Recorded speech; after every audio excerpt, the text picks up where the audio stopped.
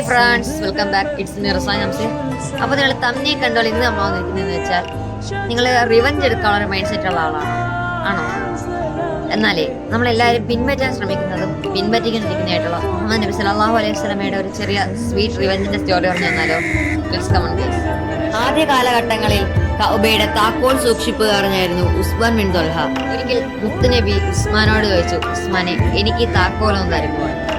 എന്നാൽ ഉസ്മാൻ പറഞ്ഞു, ഒരിക്കലുമില്ല. നിങ്ങളുടെ കയ്യിൽ ഈ താക്കോൽ ഏൽപ്പിച്ചാൽ ഖുറൈശി വംശത്തിനും ഈ നാടിനും അത് ദോഷം ചെയ്യും. എന്നാൽ വർഷങ്ങൾക്ക് ശേഷം മുത്തുനബിയുടെ കൈകളിൽ തന്നെ ഇസ്ലാം എല്ലാം കീഴടക്കിയപ്പോൾ താക്കോൽ എത്തുകയും ചെയ്തു.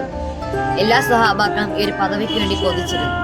എന്തിന് അലി റളിയല്ലാഹു അൻഹു പോലും നബി സല്ലല്ലാഹു അലൈഹി വസല്ലമയോട് പരസ്യമായി ചോദിച്ചു. എങ്കിൽ ആരും പ്രതീക്ഷിക്കാതെ ഏറ്റവും ബാക്കിൽ മറഞ്ഞു നിന്നിരുന്ന ഉസ്മാനെയായിരുന്നു നബി സല്ലല്ലാഹു അലൈഹി വസല്ലമ വിളിച്ചത്. ഉസ്മാനെ, ഇങ്ങ് വരൂ, ഇന്നു മുതൽ ഈ കഅബയുടെ സൂക്ഷിപ്പുകാരൻ താങ്കളാണെന്ന് പറഞ്ഞു. ഇതിനേക്കല്ലേ സ്വീറ്റ് റിവഞ്ച് എന്ന് പറയുന്നത്. അപ്പൊ ഇന്നത്തെ വീഡിയോ ഇത്രയുള്ളൂ. Bye by.